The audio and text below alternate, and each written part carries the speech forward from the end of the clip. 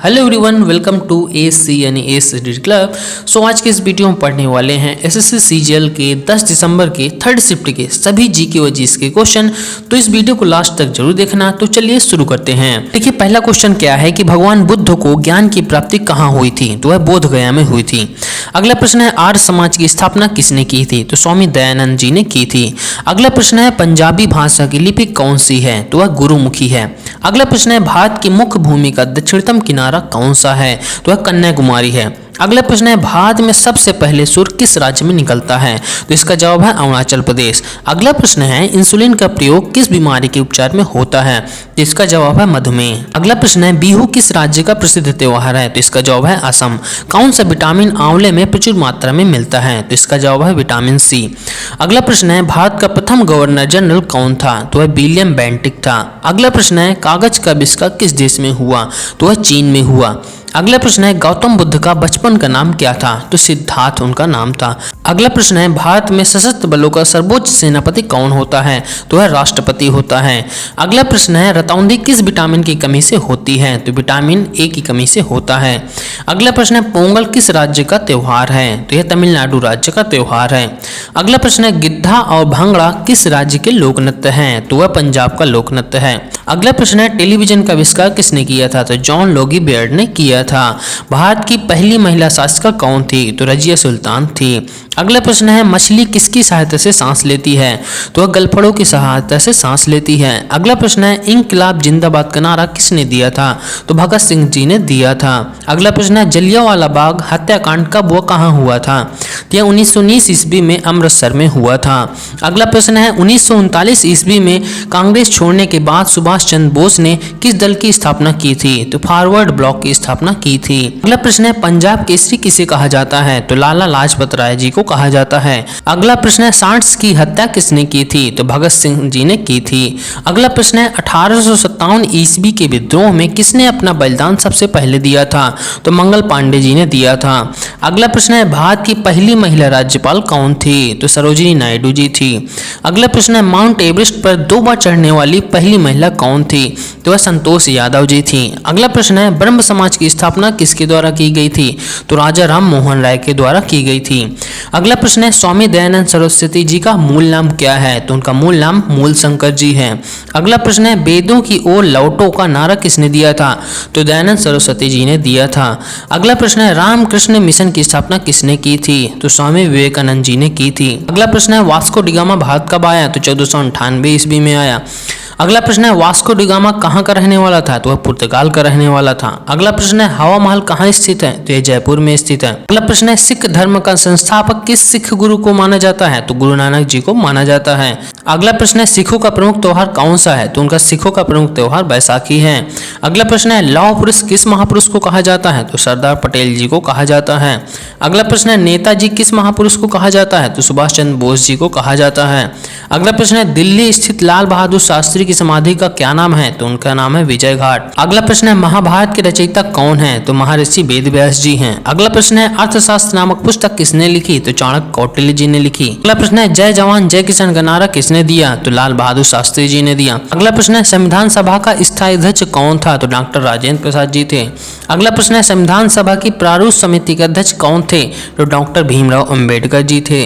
अगला प्रश्न है विश्व रेड क्रॉस दिवस किस तारीख को मनाया जाता है? तो 8 मई को मनाया जाता है। अगला प्रश्न है सूर्योदय का देश के नाम से कौन सा देश प्रसिद्ध है? तो वह जापान है। अगला प्रश्न है अंतर्राष्ट्रीय महिला दिवस किस तिथि को मनाया जाता है? तो 8 मार्च को मनाया जाता है। अगला प्रश्न है क्षेत्रफल की दृष्टि से भारत में सबसे छोटा राज्य कौन सा है? तो वह गोवा है। अगला प्रश्न है ओणम किस राज्य का प्रसिद्ध त्योहार है? तो वह केरल का है। अगला प्रश्न है दिल्ली भारत की राजधानी कब बनी? तो ये 1911 में बनी। अगला प्रश्न है सबसे चमकीला ग्रह कौन सा है? तो यह शुक्र ग्रह है। अगला प्रश्न है भारत का राष्ट्रीय पशु कौन सा है? तो वह बाघ है। अगला प्रश्न है भारत का राष्ट्रीय पक्षी कौन सा है? तो वह मोर है। अगला प्रश्न है भारत का राष्ट्रीय जलीय जीव कौन सा है? तो वह गंगा डॉल्फिन है। अगला प्रश्न है भारत का राष्ट्रीय फल कौन सा है? तो वह आम है। अगला प्रश्न है भारत का राष्ट्रीय फूल कौन सा है? तो वह कमल है। अगला प्रश्न है भारत का राष्ट्रीय पेड़ कौन सा है? तो बरगद है। अगला प्रश्न है भारत का राष्ट्रीय खेल कौन सा है? तो यह हॉकी है। अगला प्रश्न है भारत के राष्ट्रीय झंडे की लंबाई या चौड़ाई में अनुपात कितना होता है? तो 3:2 का अनुपात होता है। अगला प्रश्न है भारत का राष्ट्रगान किसने लिखा है? तो रविन्द्रनाथ टैगोर जी ने लिखा है। अगला प्रश्न है भारत का राष्ट्रीय गीत कौन सा है? तो वंदे मातरम है। अगला प्रश्न है भारत का राष्ट्रीय गीत किसने लिखा है? तो बंकिम चंद्र चटर्जी जी ने लिखा है। अगला प्रश्न है महात्मा गांधी को राष्ट्रपिता सबसे पहले किसने कहा? तो नेताजी सुभाष चंद्र बोस जी ने कहा। अगला प्रश्न है हमारा राष्ट्रीय पंचांग कौन सा है? तो शक संवत है। अगला प्रश्न है राष्ट्रगान गाने की अवधि कितनी है? तो 52 सेकंड है। अगला प्रश्न है रेडियोएक्टिविटी की खोज किसने की थी? तो हेनरी बेकरेल ने की थी। अगला प्रश्न है पेस मेकर का संवाद शरीर के किस अंग से है? तो हृदय से है।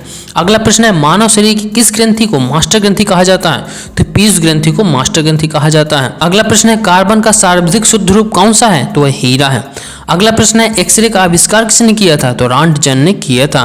अगला प्रश्न है किस धातु का प्रयोग मानव द्वारा सबसे पहले किया गया? तो वह तांबा है। अगला प्रश्न है अंतरिक्ष यात्री को बाह्याकाश कैसा दिखाई पड़ता है? तो काला दिखाई पड़ता है। अगला प्रश्न है दूरबीन का आविष्कार किसने किया? तो गैलीलियो ने किया।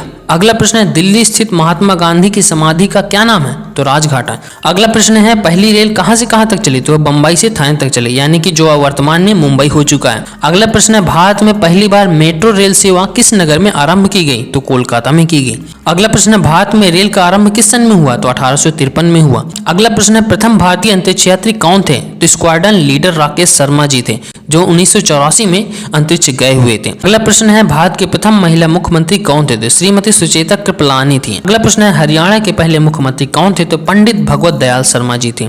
अगला प्रश्न है संयुक्त राष्ट्र संघ की स्थापना कब हुई थी? तो 24 अक्टूबर 1945 को हुई थी। अगला प्रश्न है संयुक्त राष्ट्र संघ का मुख्यालय कहाँ स्थित है? तो यह न्यूयॉर्क में स्थित है। अगला प्रश्न है संयुक्त राष्ट्र संघ के पहले महासचिव कौन थे? तो त्रिगवेली थे। अगला प्रश्न है इस समय संयुक्त राष्ट्र संघ के कितने देश सदस्य हैं? तो 193 देश सदस्य हैं। अगला प्रश्न है संयुक्त राष्ट्र संघ सुरक्षा परिषद के कितने देश सदस्य होते हैं? तो 15 सदस्य होते हैं। अगला प्रश्न है संयुक्त राष्ट्र संघ सुरक्षा परिषद के कितने देश अस्थायी सदस्य हैं? तो वह 5 हैं।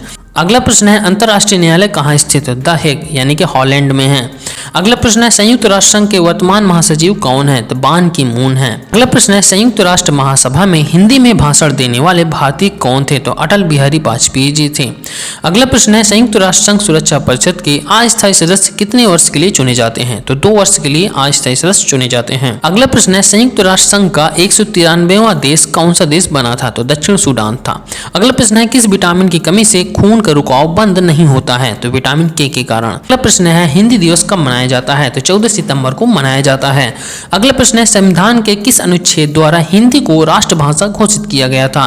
तो अनुच्छेद 343 के द्वारा घोषित किया गया था। अगला प्रश्न है ओलंपिक खेलों की एकल स्पर्धा में स्वर्ण पदक जीतने वाले एकमात्र भारतीय कौन हैं? तो अभिनव बिंद्रा जी हैं। अगला प्रश्न है ओलंपिक खेलों का आयोजन कितने वर्षों बाद होता है? तो 4 वर्षों बाद होता है। प्रश्न है सन 2016 में ओलंपिक खेल कहाँ हुए? रियो डी जेनेरो में हुए। अगला प्रश्न है अंतर्राष्ट्रीय मानवाधिकार दिवस कब मनाया जाता है?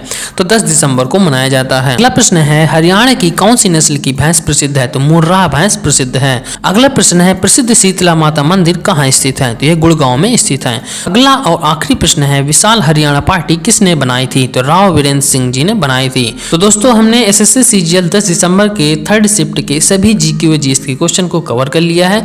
तो दोस्तों अगर वीडियो अच्छी लगी तो वीडियो को लाइक करना, चैनल को सब्सक्राइब करके बेल आइकन को ऑल पर जरूर सेट कर देना, क्योंकि हम ऐसे ही वीडियोस लाते रहते हैं। तब तक के लिए जय हिंद, वंदे मातरम।